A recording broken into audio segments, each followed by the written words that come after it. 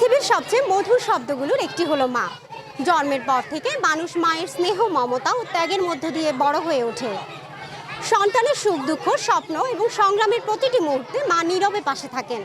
মায়ের এই নিঃস্বার্থ ভালোবাসা ও আত্মত্যাগের অবদানের প্রতি শ্রদ্ধা রেখে বিশ্বজুড়ে পালিত হয় মা দিবস। চলুন দর্শক, কথা বলা যাক পৃথিবীর একমাত্র নিঃস্বার্থ ব্যক্তিত্ব মাকে নিয়ে। পৃথিবীর সবচেয়ে সুন্দরতম, সবচেয়ে মিষ্টি শব্দ হচ্ছে মা। মায়ের মতো কেহ আপন হয় না। আমার মা খুব অসুস্থ, এখন আমি আমার মাকে আমার বাচ্চার মতো যত্ন করি। আমি শুধু এটুকু বলতে চাই যে পৃথিবীতে আমার মা ছাড়া আমার আর কেউ নাই।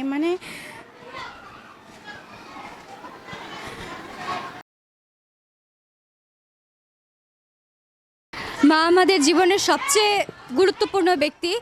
মা ছাড়া আমাদের জীবনে কখনো ঘর আমরা বুঝি না, ঘরের শান্তি আমরা মায়ের কাছ থেকেই শিখি। তো আমি বলতে চাই যে মা, আমি তোমাকে অনেক বেশি ভালোবাসি। আমি আমার সন্তানকে বলতে চাই এটাই যে একটা মানুষের মতো মানুষ হতে হবে, সুশিক্ষায় গড়ে উঠতে হবে এবং শুধু পুঁথিগত শিক্ষা নিয়েই বেঁচে থাকলে চলবে না। মা কাজী কাদের নামাজ, মা কথাটি সত্যি, কিন্তু জানো ভাই, ইয়াচ্ছে নাম যে মধু ত্রিভুবনে নাই।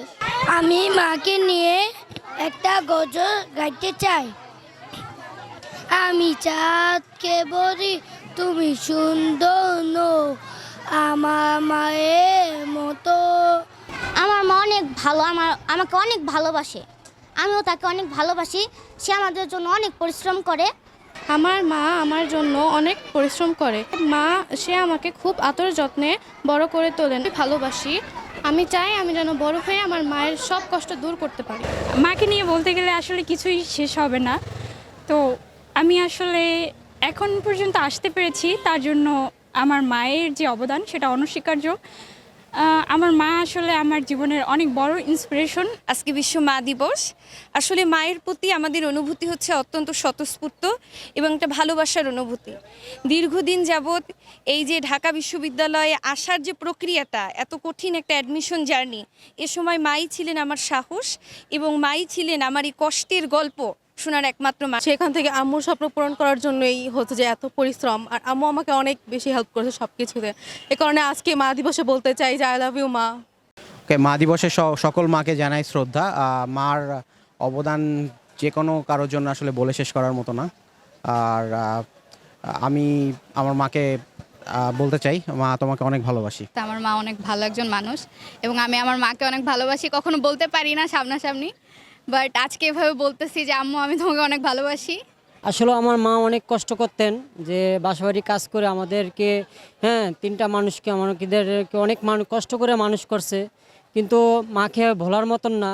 তো দেখা গেছে আমি নিউ মার্কেটে কাজ করি, যখন আমি আমার মাকে সম্পূর্ণ বেতন আইনে আমার মাকে দিতাম। দর্শক, একজন মা শুধু একটি পরিবারের ভিত্তি নয়, তিনি সমাজ ও জাতি গঠনের অন্যতম প্রধান শক্তি। একজন মায়ের সঠিক দিক নির্দেশনা ও মূল্যবোধ একটি শিশুকে ভালো মানুষ হিসেবে গড়ে তুলতে সাহায্য করে। তাই মা দিবস আমাদের শিক্ষা দেয় যে মায়ের প্রতি যে দায়িত্ব, শ্রদ্ধাবোধ পালন করা তা শুধু আমাদের দায়িত্বের মধ্যে পড়ে না, এটি আমাদের নৈতিক শিক্ষা। সালমা করিম, ফ্যামিলি টিভি, ঢাকা বিশ্ববিদ্যালয়।